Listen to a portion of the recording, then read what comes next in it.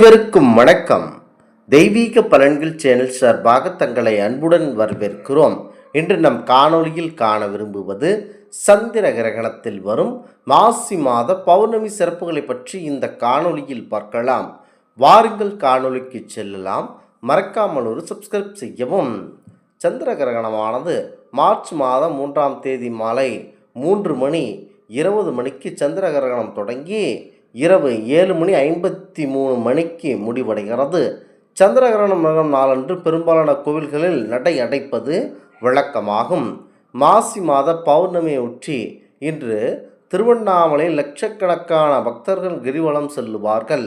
மாசி மாத பௌர்ணமி கிரிவலம் இன்று மாலை 6:29 தொடங்கி 5:52 வரையில் உள்ள நிலையில் முக்கியமாக சந்திர கிரகணம் நடைபெற உள்ளது. சந்திர கிரகணம் நேரத்தில் கிரிவலம் செல்லலாமா என்பது குறித்து அருணாச்சலேஸ்வரர் கோவில் சிவாச்சாரியார் கூறுகையில், சந்திர கிரகணத்தின் போது கிரிவலம் செல்லலாம். கிரகணம் சமயத்தில் கிரிவலம் சென்றால் 2 மடங்கு பலன்கள் கிடைக்கக்கூடும். கர்ப்பிணிகள் மற்றும் கிரகணம் சமயத்தில் கிரிவலம் செல்வதை கண்டிப்பாக தவிர்த்துவிட வேண்டும். கிரகணம் என்பது மனிதனுக்கு மட்டுமே, சாமிக்கு கிடையாது. தேவர்கள் கிரகணம் சமயத்தில் தவம் செய்வார்கள். அந்த சமயத்தில் தவம் செய்தால் 100 மடங்கு பலன் கிடைக்கும் என்பது நம்பிக்கையாகும். எனவே நதிகள், தீர்த்த குளங்களின் கரையில் தவம் செய்யலாம் என கூறப்படுகிறது. முக்கியமாக கிரிவலம் என்றாலேயே அது அண்ணாமலையார் கோவிலுக்கு செல்லும்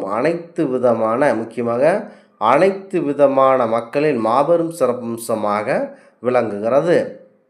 குறிப்பாக மாசி மாதத்தில் வரும் பௌர்ணமி என்று மாசி மகம் கொண்டாடப்படுகிறது. 2026 மாத பௌர்ணமி முக்கியமாக மாபெரும் சிறப்பம்சத்தை கொடுக்க உள்ளது. ஒவ்வொரு மாத பௌர்ணமிக்கு பல சிறப்புகள் உண்டு, தனித்துவமான நிகழ்வுகள் உள்ளன.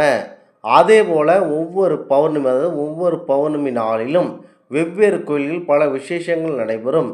எல்லா தெய்வங்களுக்கும் உகந்த மாதமாக கருதப்படும் மாசி மாதம் வரும் பௌர்ணமி மகத்துவம் நிறைந்தது. மாசி மாதத்தில் வரும் பௌர்ணமி என்றுதான் மாசி மகமும் கொண்டாடப்படுகிறது. குறிப்பாக அனைத்து விதமான சக்திகள் நிறைந்த இந்த மாசி மாத பௌர்ணமி மாபெரும் சிறப்பம்சத்தை கொடுக்க வல்லது. குறிப்பாக இந்த மாசி மாத பௌர்ணமியில் இறை வழிபாடுடன் அனைவரும் பரம்பொருள் சிவபெருமானை மனதில் நினைத்து வழிபடுவோருக்கு அனைத்து விதமான சக்தியும் கிடைக்கும். முக்கியமாக இந்த மாசி மாத பௌர்ணமியில் பரம்பொருள் சிவபெருமானை வழிபடுவதன் மூலம் அனைத்தும் நல்லதாக நடைபெறும். முக்கியமாக மாபெரும் சிறப்பம்சத்தை கொடுக்க வல்லது.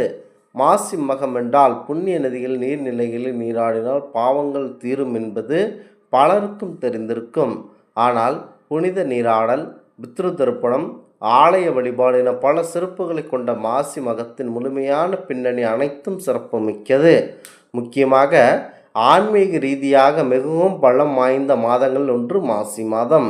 மாசி மகம் செகமெல்லாம் புகழும் என்பது பழமொழி. அந்த அளவிற்கு உலக புகழ் பெற்ற இந்த திருநாள் 2026ஆம் ஆண்டு முக்கியத்துவம் கொண்டது. முக்கியமாக மாசி மகம் என்றால் புண்ணிய நதியில் நீராடி நீர்நிலைகள் நீரால் பாவங்கள் தீரும் என்பது பலருக்கும் தெரிந்திருக்கும். ஆனால் புனித நீராடல், பித்ரு தர்ப்பணம், ஆலய வழிபாடு என பல சிறப்புகளை கொண்ட மாசி மாதத்தில் குறிப்பாக இந்த பௌர்ணமி நாளும் மாபெரும் சிறப்புக்குரியதாக இருக்கும். வானியல் மற்றும் ஜோதிட ரீதியாக 3 முக்கிய நிகழ்வு ஒன்றின் போது அவற்றை மாபெரும் சிறப்பு மிக்கது. கும்பராசியில் சஞ்சரிக்கும் காலம், அடுத்ததாக சந்திரன் சிம்ம ராசியில் மக நட்சத்திரத்தில் சஞ்சரிக்கும் காலம், பௌர்ணமி திதி இணைந்திருப்பது, இந்த 3 அம்சங்களும் சேரும் நன்னாள் மிகுந்த புண்ணிய பலன் தரக்கூடியது. மாசி மகாமகமாக கொண்டாடப்படுகிறது. குறிப்பாக இந்த பௌர்ணமி திதி என்றாலேயே நம் நினைவுக்கு சற்றென வருவது கிரிவலம் செல்வதுதான். பரம்பொருள் சிவபெருமானை மனதில் நினைத்து கொண்டு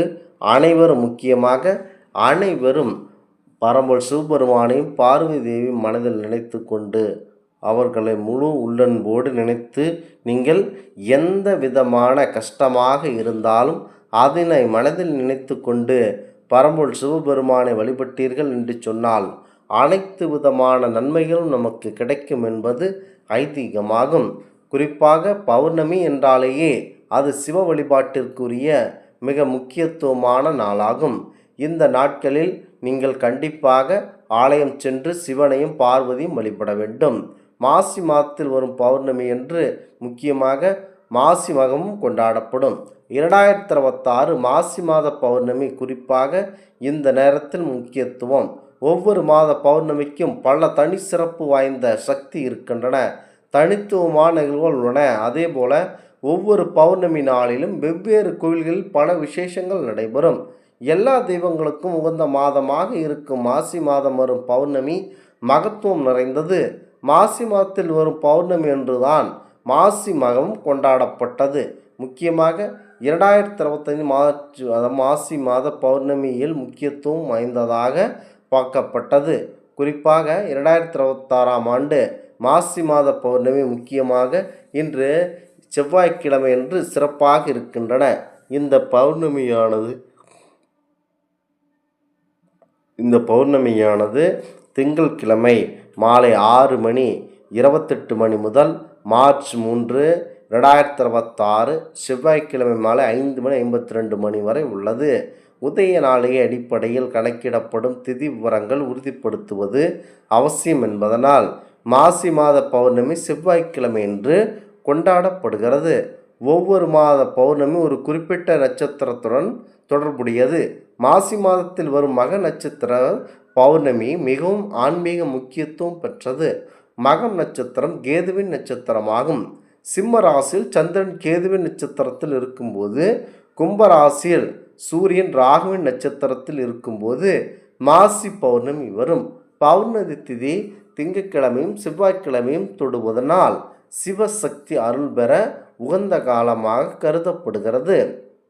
மாசி மாத பௌர்ணமி நாளில் சிவபெருமானை வழிபடுவது மிகவும் சிறப்புக்குரியது. கேதுவின் தெய்வமான விநாயகரை அர்ச்சனை செய்வது நல்ல பலன்களை தரும். அம்பாளுக்கு நெய் தீபம் ஏற்றுவது குடும்ப சுபிட்சத்தை ஏற்படுத்தும். முக்கியமாக மாசி மாத பௌர்ணமி என்று மகாவிஷ்ணு அவதரித்தார் என்பது விஷ்ணு பெருமான் வழிபாடு தாராளமாக செய்யலாம். மாலை நேரத்தில் சிவன் கோவிலுக்கு சென்று பால் அபிஷேகம் செய்யலாம். பூக்களால் அர்ச்சனை செய்து ஓம் நமச்சிவாயா எனும் மந்திரத்தை கூறலாம். விநாயகருக்கு அருகம்புல் மாலை சாற்றி வழிபடுவது அனைத்து விதமான நல்லதாகும்.